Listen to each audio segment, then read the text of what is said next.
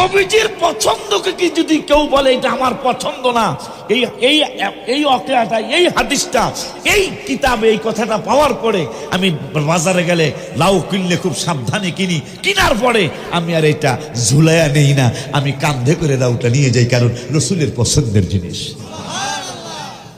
নিচা জায়গায় পানি জমে, মাথায় রাখবা, কখনো পাহাড়ে পানি জমে না।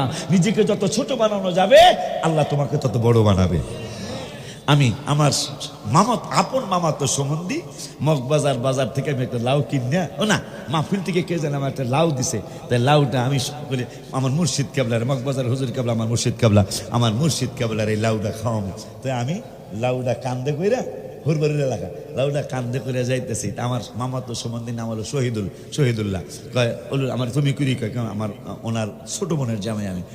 অলিউল্লাহ তুমি এটা কেমন দেখা যায়, তুমি তুমি এই লাউডারে কান্দে কইরা নিতেছ, এটাকে ঝুলায় নেওয়া যায় না? আমি কেঁদেই দিলাম, ভাইজান এইটা তো আমার নবীজির পছন্দের জিনিস, নবীজির পছন্দের জিনিস তো আমি হাতেই নিয়ে ঠনঠনা ঠন করবে এটা পারি না, আমি রসুলের পছন্দের জিনিসটা আমার কাঁধে নিয়ে নিলাম। আমার সম্বন্ধে জানতো না, তাই নাকি? আমি বলি হ্যাঁ, এইটা আমার নূরের নবীর পছন্দের জিনিস।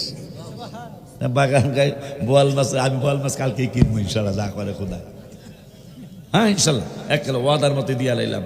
আমার ওয়াইফও ফোন দিছে, মাহফিলে বোয়াল মাছ কিনে নিয়ে আসবেন, বক্তারে খাওয়াইতে। আলহামদুলিল্লাহ। আব্বা জান্নারে আমার এখন মামার বাড়ি গেলেন, 2 দিন থাকার পরে ভাল লাগে না। হোর বাড়ি গেলেন, প্রথম দিন রুই মাছ, পরের দিন শীতল মাছ, পরের দিন বোয়াল মাছ, চতুর্থ দিন বিরিয়ানি, মুরগির বিরিয়ানি, পঞ্চম দিন কাচ্চি ভাই কিনলেন, খাইলেন, খাওয়াইলেন। আমার শাশুড়ি মাকে 5 দিনের দিন কয় মা আর ভালো লাগে না, চলে যায়।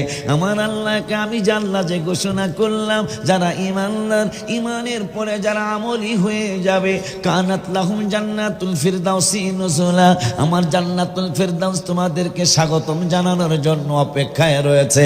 এই জান্নাতটা কেমন? যদি তুমি একবার এই জান্নাতুল ফিরদাউস ঢুকে যাও, আর কোনোদিন তোমার বাহির হইতে মনে চাবে না। সুবহানাল্লাহ। সেই জান্নাতে যাবে কারা? আল্লাহ বলেছেন ইমানদার হওয়ার পরে যারা আমল করবে। এখন ইমানদার কেমন এটা জানা লাগে না। এখন ইমানদার কারা হবে, ইমানদার কেমনে হওয়া যাবে? আমার আল্লাহ সুবহানাহু ওয়া তাআলা কুরআনুল কারীমে, আব্বা একটু কোরআন শরীফের কথা শোনাইতে দিতে হবে, রাজি না আপনারা? আমি গজল অনেক জানি, আশিকুর কাছে শুনলেন। আমি এটা ফরাজি কান্দির কিতাব, আহা আহ হুজুর কেবলাই গজল লিখতে লিখতে জান্নাতুল বাকিতে জায়গা পেয়েছে। মারহাবা বলবেন না?